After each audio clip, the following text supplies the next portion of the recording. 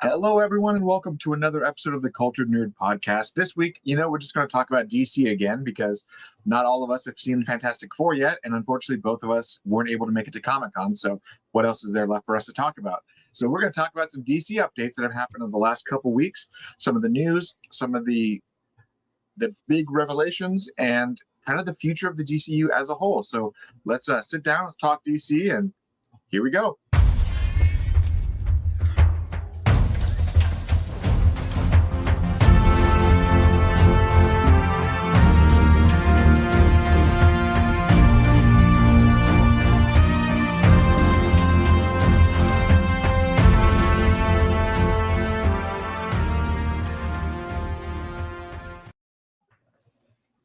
And here we are. What a time to be alive where content coming out of Comic-Con is relevant again, especially over the past couple of years where it's like, I don't know, are people going to go there? It seems like it's not a little thing anymore, Taylor. It's a big deal. It's funny because like the last time I went to San Diego Comic-Con was with you 20 years ago. And that hurts me a little bit because we were both adults and we were like, we're gonna do this on our own, and we went, and it was fun, but it was also like Comic-Con was different back then. Like it was the people who loved comic books went, and the whole H craze only started when we went there for the first couple of times. Yeah, and I didn't do any of the those mid-2000s, the Twilight crowd, the Harry Potter crowd, right? All of those big things. Yeah, I didn't. When they took over Comic-Con, I was like, I'm good. Yeah, I didn't. I could have maybe there was one in hindsight, like, oh, I should have been at the Scott Pilgrim one or something like that. That would have been a fun one, to be honest. Right. But it seems like such a hassle. And it also seems so expensive now, right? It's kind of like a vacation. Yeah. 100% is, and it's just insane. So before we go to hold on, I'm super excited for DC news because I feel like we have the starter dough, the delicious sourdough loaf of bread, and we've all consumed it and made peanut butter and jelly sandwiches with it. It was delicious, but now people can see where the other parts they can hang off of this. Yeah, are they thinking big or are they thinking little things? A little bit of everything. Okay. So obviously we didn't make it to Comic-Con. I couldn't make a flight down, and you live in LA, and it just didn't work out. Neither of us, well, not saying neither of us, one of us didn't get a chance to see Fantastic Four yet. So we're going to, whatever. One of us always tells the truth. The other one always tells lies. Who is it? One of my favorite scenes of Labyrinth. I always, as a kid, was always fascinated by that whole riddle, and I'm like, this is great. I love this. It's a dilemma. So we're obviously not going to talk about Fantastic Four. We're not going to talk about Comic-Con because we're not physically there. But since the release of Superman, it's come up. This is entering in its third weekend. It's made tons of money, and they're already saying that despite the fact that Fantastic Four is coming out and it's doing good and everything, the amended box office projections do put it in the 650,700,000 mark, and they're saying that's a very great number for a brand new film out of a universe that's riddled with baggage and drama and all of that stuff. So a lot of people are very excited that it's not only in profit territory, but it's also the start of a very fun universe. And James Gunn even said, like, everyone who's saying, oh, it needs to be 700, 800, 1 billion, none of that's accurate, because he said even the Marvel MCU, it didn't do that kind of thing right off the bat. And he's also making completed films. So there's not an extra $50 million in reshoots they had to do and bring everybody back for a real expensive weekend. The movie was done and paid for, and now it is profitable. So we already know of a number of slate of projects that had already been talked about and are all going to be in different levels of development. Was there anything new that was announced? Not so much, but there was a lot of fun stuff that still came out anyways. So just earlier today, James Gunn took to the socials and said, I promised it, here it is. and he released the Mural in its entirety, in Yeah. high definition, from the Hall of Justice. And I'm gonna he put it. There's 6 pieces overall, and I'm going to show you all 6 of them because I want to. They look like Watchmen. They look like old timey. Yeah, they don't look like our classic superheroes. Yeah. Was that Zorro? No, I'll go into it because I actually made extra slides labeling everything for you. Bullet Man, the Atomic Atom, Kung Fu Man, Breakdance Boy. Anyways, so as we go on to this, so he released it in its entirety. The internet lost its mind for a few hours.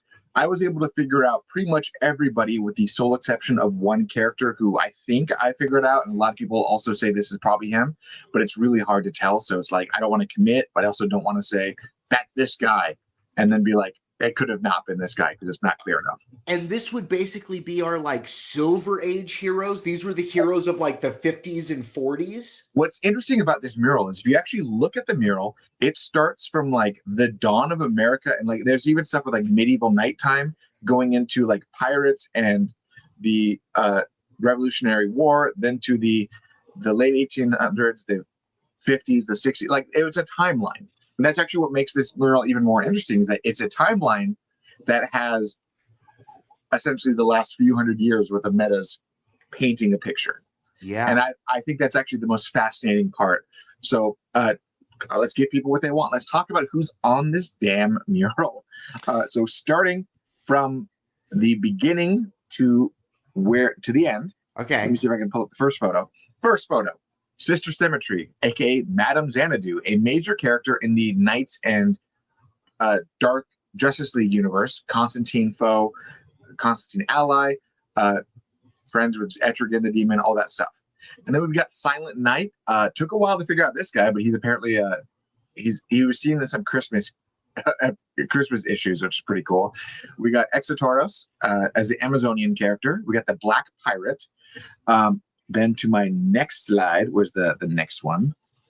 We've lady got on a horse, Miss Liberty. So she's actually like full on Revolutionary War times. And this is my favorite aspect. So we got Whip Whirlwind, aka Max Mercury, because Max Mercury for those who don't know their comics, Max Mercury is a member of the JSA who admitted to time traveling and having multiple personas throughout history. So this is one of his personas. So he is Whip Whirlwind in the Wild West era. This character threw me off because at first I thought he was Black Buffalo, but the villain, but he's actually Super Chief. So that's fine. The Zorro character is actually El Diablo. The character that I didn't name because I didn't want to commit, my theory is that he is the Kung Fu guy with the lightning bolts coming at him, right? Yeah. I honestly think he is a Shazam. No. I thought that too. I'm like, maybe he's Shazam related, maybe he's this or that. He's actually a fighting character by the name of Hugo Danner. He's actually the parent of a later JSA member. So he actually has a history, but he's just like a brawler kind of a character. So I think that's Hugo Danner, but I could be wrong. Again, didn't want to commit because I didn't want to. I don't know. I don't want to commit. I have commitment issues. The second half, we got Liberty Bell, and then we got Max Mercury again. So I love the fact that we have a speedster who's on this mural multiple times, and it's really just him throughout time. We've got Bullet Man and Bullet Gal. We've got TNT and Dynamite. And then we jump into the more modern era. And we've got Madame Cleavage herself, the Phantom Lady. Then we've got the Atomic Knight. And everyone who thought this was, I just forgot his name. I'm going to be, this character is actually Freedom Beast. He is the successor to the character of holy crap, I'm going to lose my mind if I can't figure out who it is. Bawana Beast. Bawana Beast was a character that was even in Justice League Unlimited, but his successor was Freedom Beast. And the cheetah is Beast Boy? No, cheetah is just a cheetah because he likes animals. So it's just a cheetah. It's just present with him. Okay. As we continue there, the next block of heroes. I didn't miss one, did I? I think I missed a slide. I screwed up. What slide are you missing? I went back. So we have the Ghost of Flanders. He was a World War I era character. We have the Sandman. We have Amazing Man and Giovanni Zattara's Zatanna's dad. And then we go to the second half where we got that group. And then as that group continues, We saw this one. then we got to saw this this half. one. I asked and then about the cheetah. the final slide was we had Wildcat Vibe, a very edgy 80s character named Gunfire, and everyone who, including myself, who was like, this is Dr. Fate. Literally, it's Max Lord holding an atom. Yeah, he painted himself on the poster. I love the fact that he made this mural of the history of metahumans, and he's like, modern era, me, bitch. And he put himself in the mural. And I'm like, that's the most on-brand Max Lord thing. I love it. Fantastic roster of the 300 years of the era of Gods and Monsters, and I immediately I want to see period pieces with most of these characters. I want to see these films. Really exciting stuff. Really just happy that these characters are even being showcased like this, because there are a lot of unsung awesome characters that now are in this immortalized mural, and frankly have gone viral because it's Easter egg heaven with this stuff. But that's what James Gunn does, right? He takes obscure kind of characters and gives them a platform. He does. Right? And to this day, people who watched the original Guardians of the Galaxy still haven't figured out what his big Easter egg is. And they've been trying since release to figure out what the biggest Easter egg that he put in there was. And he's still like, no, not close. Good try. No. And I feel like he's like Willy Wonka, I've hidden it. And everyone's like, we found it. He's like, I never actually hit it. It's not there. I'm just making you all dig. But realistically, he is a huge fan of Easter eggs. He loves the deep cuts. And this is a huge thing that to me shows that he loves these deep cuts. And I'm all for it. What do I need to know about the Bullet Man? What do I need to know about Bullet Head? Can anybody be a Bullet Head? Majority of these characters are JSA related characters. Okay. So that's all you really need to know. The Bullet Man and Bullet Girl, they were from the GSA. So that's all you really need to be aware of. But what is their bullet powers? Do they shoot bullets? Are they themselves bullets? Do people shoot them? So kind of think the mutant cannonball from the X-Men, and you kind of got them. Okay. They're exactly what you think they are, but they're fun. They're just sumo headbutting people? Basically, yeah. So as following the press tour of all this stuff, James Gunn confirmed on the Happy Sad Confused podcast a myriad of fun things. He confirmed that the follow-up to the Superman film is not going to be World's Finest. So the dashed rumors of Batman and Superman being the next film, nope. Which is good. No, I mean, we know that he's in there. That's a thing. We already know this.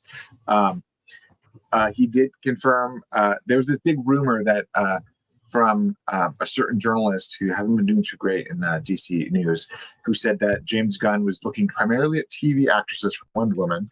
And he went to social media and said, I quote, nope. I'd never in a million years look for a major role based on what they did on TV, films, or whatever. It's all about casting. I didn't cast Millie because of her past, but because she was the best one for the role. And we're not even casting Wonder Woman right now, nor even discussing it until the script is finished. So he dashed that right off the bat. And then they quickly revealed, a day later, that Anna Nogueira, I think I pronounced her name, she's the gal who currently wrote the final script for Supergirl, and had written the script for Titans, which we know is in play now because they revealed that, it's real, and the script is now finished. She's now writing Wonder Woman. So they're actually fast-tracking Wonder Woman. And everyone's like, how are they doing Titans? How are they doing Titans? And I've said it before, the Titans script needed to be ready for when the Batman Brave and the Bold finished, because they were going to film them in tandem.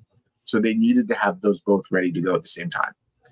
Well, if you're going to have the Bat family in one, why not shoot them in the same costumes in the other movie? Especially if you don't want your 10-year-old anarchist Robin to age up in between productions. Yeah. You want them to be the same age, so you have to do them quick. So, and it also speaks to his casting philosophy of what you were just talking about. If they're going to cast somebody, he's going to have faith in them to do it. Let's get the full performance out of them, and then then we can figure out what to do after that. Okay, that's crazy as well that we're getting two team movies kind of back to back together, very close to each other. So he also revealed on the podcast that once again, for those who aren't paying attention to the back, Robert Pattinson is not the DCU Batman. He said it again and again, but he also gave a really fun tidbit. He said to help audiences not lose their mind and get confused, they have made sure that the fiscal year that one Batman movie releases, the other will not. So they said that if 2027 is Batman Part 2, then that means 2028 is Brave and the Bold, or vice versa. We do know that Batman Part 2 is supposedly going to start filming this winter / the beginning part of 2026. The script is done. Everyone liked it. James Gunn even said, I read it. It's great. And that was the end of it. I like all of this. I like him giving the confidence that director, like, hey, we're going to let your movie shine. We're not going to undercut it and have another thing for people to go see. Also, it gives him a little bit of breathing room because it's like, no, you got to go bother that guy. Tell him to go make his Batman movie so I can make mine. Yeah, so he just said that no matter what, if like Batman Part 2 comes out, Brave and the Bold won't come out that same year. And then if Batman Part 3 comes out, whatever Batman-related project is not coming out that same year because they just want to give each other a wide berth so people don't get Batman overload.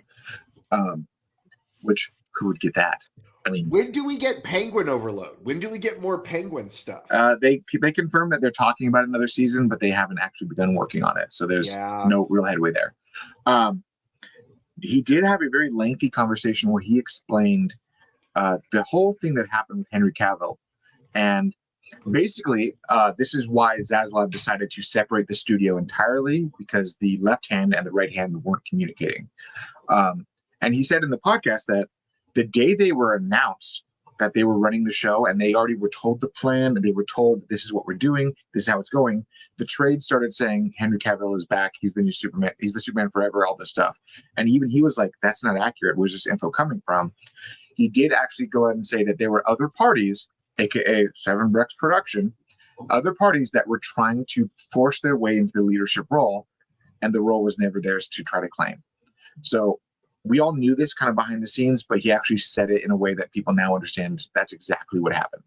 Were these the people that were also shitting on all these movies coming out, saying that they were going to fail and that they weren't any good? Possibly, but these are the people that were saying that the hierarchy of the DCEU is about to change, and then it did change, and it got a reboot, and that's what happened. So everything that was going there was just absolutely wild. But he confirmed it. Yeah, that was kind of how things happened. Here we go. That's sad, only because Cavill was such a great Superman, and I'm sad that we won't see him in something, not for a while anyway. No, so in the interview, he actually said that he had the conversation with him. He said it was really hard. He didn't like having it, but he said that he was such a gentleman, such a good guy about it. And he only had one request and said, if I could, let me announce it, because everyone got their hopes up. And he was the one who said, hey, I should be the one to tell them that it's not accurate. So that's where that announcement happened. What a professional move, though, on him to like address that up front to people and be the point guy on that. And then they said that in that conversation, he said, I want to 100% bring you back and have you another role in the DCU. And sounded like he was open to it, but his dance card is a little full, so they're going to work about it. Taylor, who is Henry Cavill 2.0 in this universe? Honestly, because he plays someone with a list.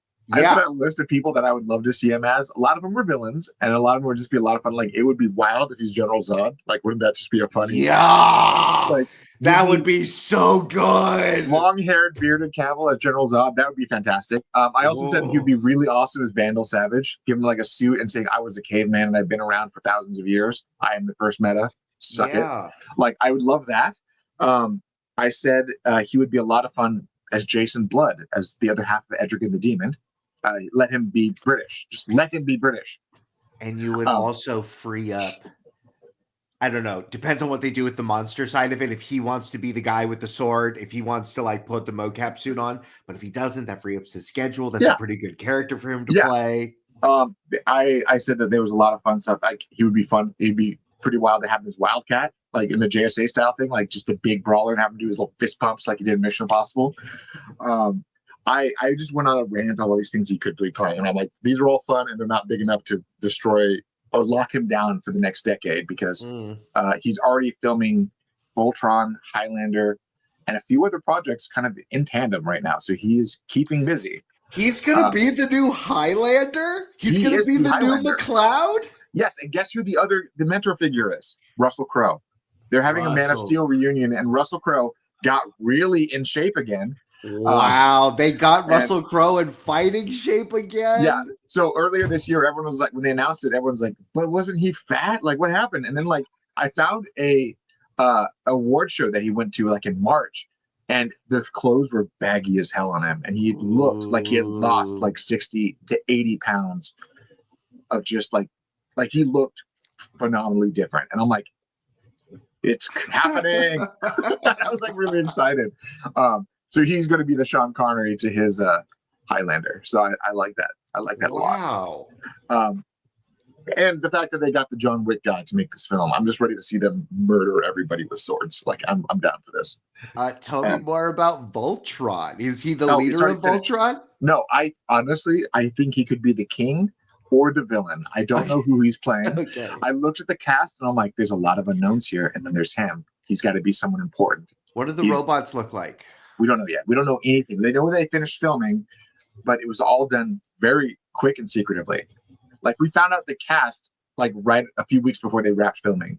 Like they were just like, surprise, did it. It's gonna be a green screen heavy Oh, you know it movie, but I wonder what flavor is it going to be? Because like all those Sony green screen movies, right? Like I'm trying to think of what was the anime movie with the Kung Fu Kid, Knights of Zodiac Knights. Oh yeah, the Senseiya movie. Yes. Yeah. That CG is wild. It's got that Sony video game flavor the to anime it. CG. Like where they're like, this is like a Japanese live action adaptation of an anime, so we're gonna make it look wild. So do we get that, or do we get kind of a clean? Do we get like a Gundam feel to it? I don't know. That's the question of the hour, but it was made by Amazon MGM, and they don't cheap on this stuff. So I feel like it's going to be more the lines. It's going to be like Apollo 13, but with like robots, right? It's going to be like Fallout, where you're like, oh, where's the CGI? Yeah. Oh, it's everywhere, but you can't tell because it's really well done. Yeah, man, that Fallout show was done well, so maybe they can do this too. So that Fallout show, speaking of some Comic-Con news, the team behind the Fallout show is now working on a Mass Effect show and a Wolfenstein show. That's all I have to say. That's all we got to say. I just be like, oh, I'm ready. Let's do that. Let's do that right now. Star Trek has not been Star Trek in such a long time. In except so for many Strange of New Worlds. Except for that's the only project. So many of the fans' minds, I feel like Mass Effect is so big. They have so much they can do with it. And they can potentially give us the story that we want and fix the ending. Because people were very divided over that ending. And then Wolfenstein, it's going to be a murder movie, right? It's just him going from room to room, Gatling gun people. It's just going to be like, Nazis have to die. And it's just going to be this guy murdering Nazis for 8 episodes. No, you probably put him in a prison. Like every episode, we go to another level or something like that. But that's a lot of action. Yeah. Okay. Great. Great. All of all the video games we want are going to get made into Amazon TV. That's exciting to me. Other DC news, I guess. Where was I at with this? Okay. The Jeff Snyder of the InSnyder.com, he was a former reporter of Variety, has a weird track record of late, said that they're doing a Jimmy Olsen-centered show, which is very likely, and Gorilla Grodd is going to make an appearance on that show. And in my brain, it's a Daily Planet show, centered with Jimmy as the main character, and they're going to be investigating a lot of weird shit in the metahuman world, and they're going to use it as a springboard to just throw a bunch of stuff and be like, this all exists, and move on. You could also do a Jimmy Olsen adventure where he investigates Gorilla Grodd. Like we spend 6 episodes. The 6th episode, when Gorilla Grodd goes, me kill you now, Superman shows up. Like you could do a Jimmy Olsen. He gave me the watch and he uses it. Superman shows up and said, "No, don't hurt him," and then intervenes. Yeah, like you could do the I feel like those sets want to be played in, and I feel like if they'll keep those sets, they should start that show sooner rather than later. Yeah, I know we're already catching up on. I didn't realize I had this much stuff to talk about, but we have to. Naomi Aki, the lead gal from Mickey 17, opposite Robert Pattinson, the girlfriend, she has been tapped as the opposing lead for Clayface. With the announcement, they also revealed some details about the film. The film is 100% following Matt Hagen as Clayface, the one that we all know from the animated series. The actor is going to have had a horrific accident, and he is trying to get himself back into the world of acting that he loves so much. So he turns to a fringe scientist and an experimental procedure to make him whole again. Shit goes wrong. He becomes a monster. They basically said it's going to be like the Batman animated series plus The Fly. Like that's the movies. That's what you're looking at. Cool. I'm good with that. It's going to be a small budget. It's going to feel like a very indie A24 horror film, and it's going to just. My hope is that this movie's batshit insane, and at the end of it, he's doing something crazy, and then we have like the Creature Commando style Batman silhouette in the background, and he's like, and then he caught me, and then the movie ends. And like, just do that.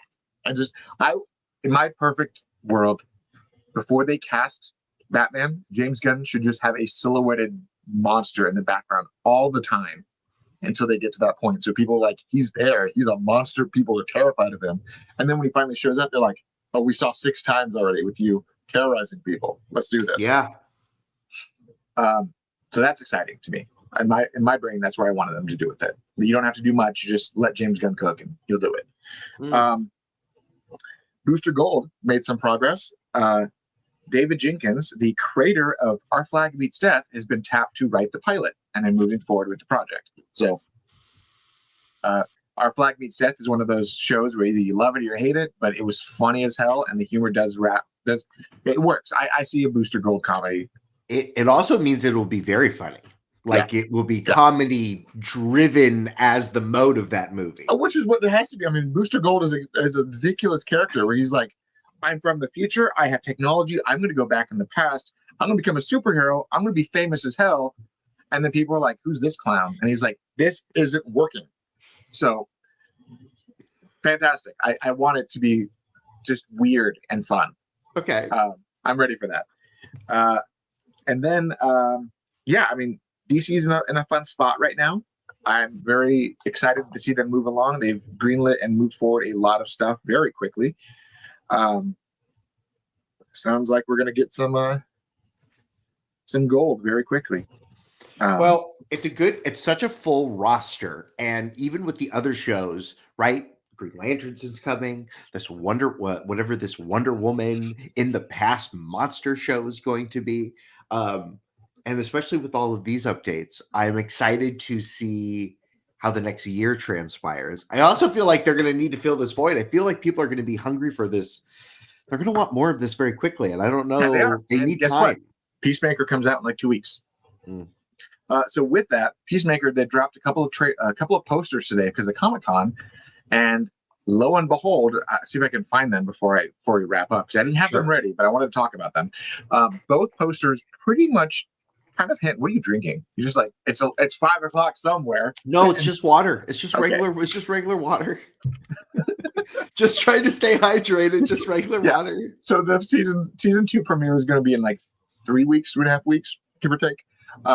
The posters that they put out are actually pretty rad. They dropped both of these posters, and first one says, let me find it. Oh, I hate this website. It's like, do you want to look at this thing? You have to disable your ad blocker. And I'm like, I'm going to go to a different website instead of bowing to a terrorist. Are you a robot? Yes or no? Match all of these tiles that look like children. Yeah. Anyway, so the first poster has the team, basically Peacemaker staring up at the team and says, "In what world are they the heroes?" as the tagline. And the second poster has him looking up at the other Peacemaker, something very similar.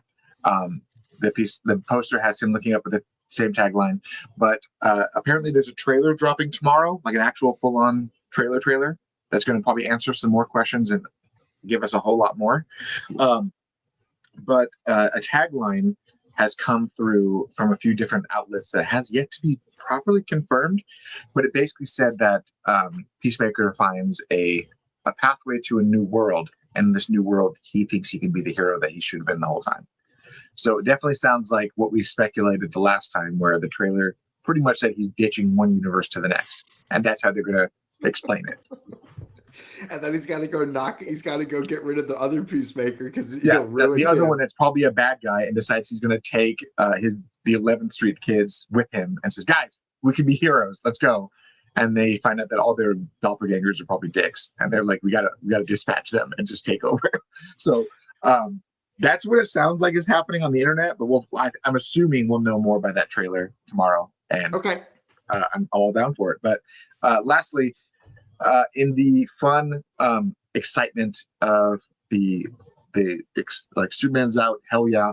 One of the cast members of Peacemaker shared a photo of her with David Cornsweet as Superman, and people very quickly realized that yes, they were filming the movie at the same time, and the JSA is already the Justice Gang is already in Peacemaker.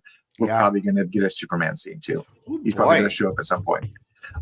In my mind, I just really want Superman to show up and be like, "Hey, you can't do that." And he's like, "Stop being such a bitch." He's like, "Stop using that language," and then just move on. Like, because in the new Superman movie, he was like allergic to anything crass, except for the one time where he's like, "I hate that super shit," and he was like really upset about it.